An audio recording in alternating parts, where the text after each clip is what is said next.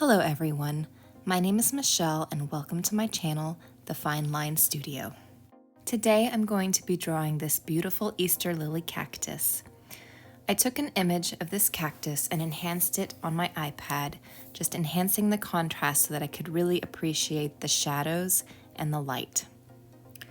I took a close-up image of this cactus to show you these splotchy little circles that appear on the larger surface areas of the cactus. I think they're so visually interesting and I want to make sure to include them in my picture. I began by sketching the cactus on an 18 by 24 sheet of Bristol paper with a standard number 2 pencil.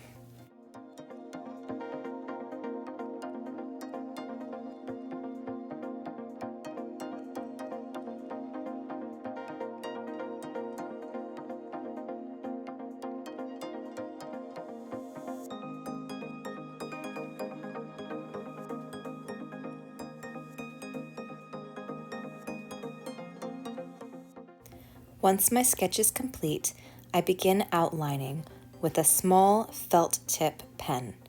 I'm using Faber-Castell here, but a fine tip Sharpie pen will work just as well, and you'll see that I use that throughout much of this drawing as well.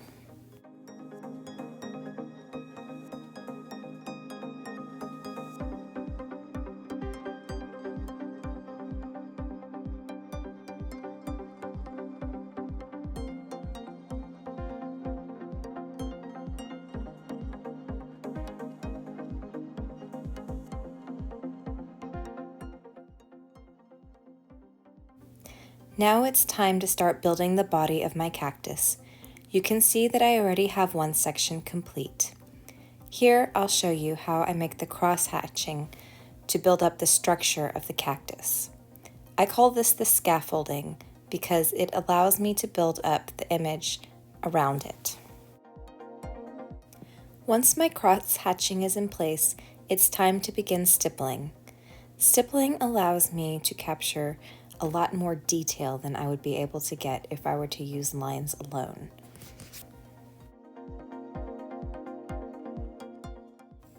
It should be noted that this is a preliminary layer of cross-hatching and stippling, and I will come back later to add an additional layer that will further blend the layers into a more seamless transition. If I do my work correctly, the end result should be a 3D image that seems to pop off the page.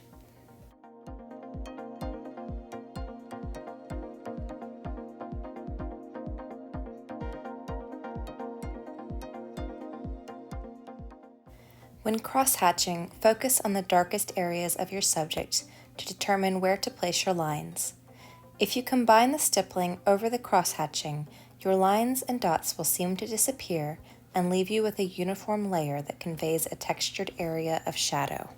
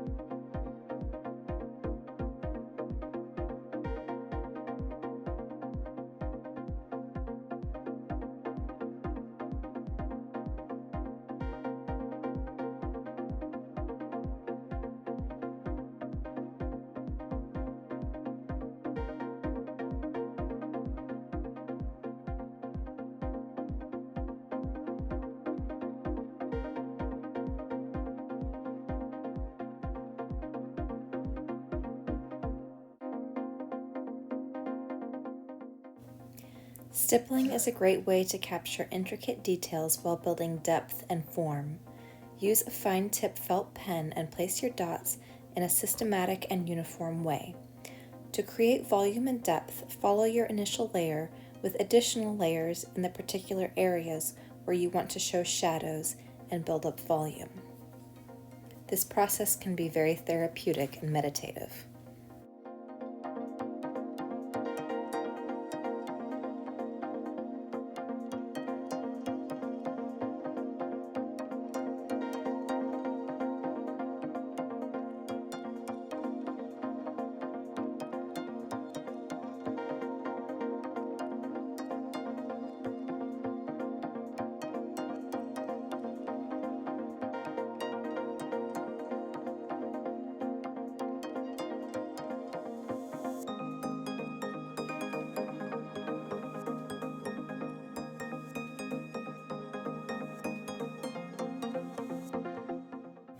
The largest concentration of cross-hatching in this image is located in the pups shooting off the main body of the cactus. These portions were the most challenging part of this image for me because of the number of thorns. It was a challenge to find ways to convey the little spikes in this drawing. I chose to create negative space for them by building strong shadows behind them through an intricate series of tight cross-hatching and stippling. I didn't want to create a solid black space, but I did want an area that was dark enough to let the little protrusions pop.